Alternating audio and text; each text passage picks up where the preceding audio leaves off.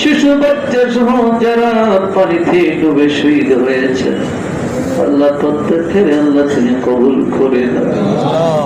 আল্লাহ তুমি বন্যা বৃষ্টি বন্ধ করে দাও। আল্লাহ বাংলাদেশের মানুষ আল্লাহ তুমি হেফাজত করে দাও।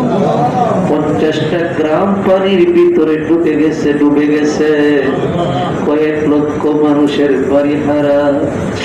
আয় আল্লাহ পানির ভিতরে ডুবে গেছে।